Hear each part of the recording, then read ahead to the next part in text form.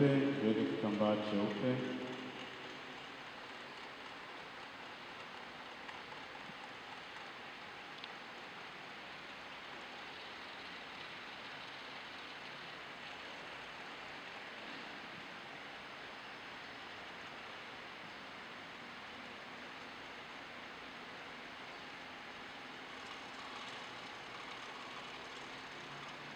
Ndugu yetu Camillus, wakati wa ubatizo wako ulivishwa nguo nyeupe.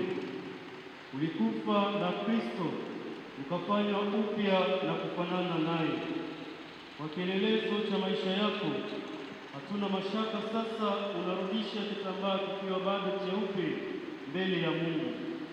Hata hivyo, twaomba Mungu mwenye huruma akuruhusu ufufuke katika Kristo mshindi na mkombozi.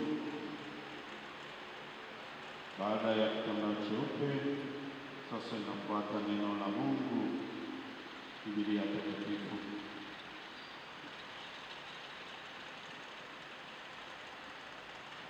Kama alivyotufundisha baba yetu Mtakatifu Francisco, ulihubiri Injili kila wakati kwa maisha yako.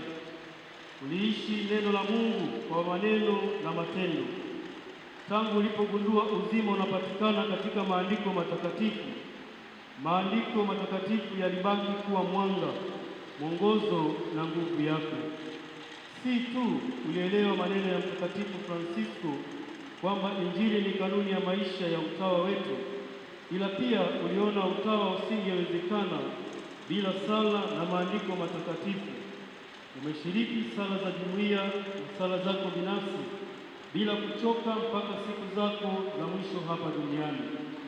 Haikutosha wewe kusali tu, ila kwa miaka 65 kama mtawa umewafundisha watu kusali kwa mfano wa maisha yako.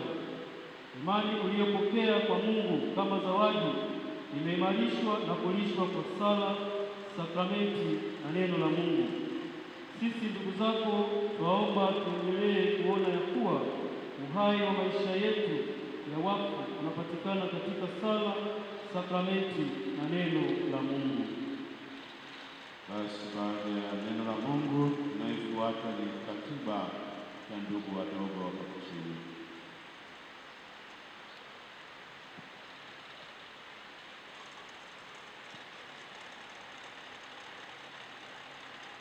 Kwa miaka 65 ya utawa, kwa uaminifu usiotetereka na furaha kubwa mpaka mauti yako, uliendelea kuitika kama mtawa Mkapuchini. Ulipenda utawa wako, ulipenda maisha ya udugu, uliishi na kupenda ufukara, uliwapenda ndugu zako. Kwa upole, ukarimu, upendo, busara na utii, ulikuwa tayari kwenda popote ulikotumwa ndani na nje ya nchi.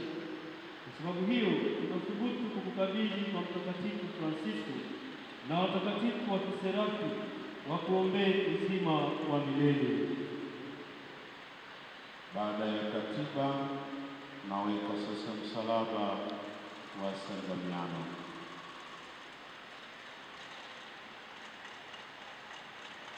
Katika miaka 92 ya kuzaliwa, umevipiga vita vilivyo vizuri, mwendo umeumaliza, imani umeilinda. Ndugu yetu na mpendwa wetu Camillus, dada mauti hakuondolei uzima wako, ila unageuzwa tu. Kifo hakina ushindi juu yako. Kwa ushindi wa msalaba wa Kristo, twaomba Mungu akusamehe mapungufu yako na kukukaribisha katika makao ya milele huko mbinguni. Amina. Amina. Basi sasa tunamkaribisha naibu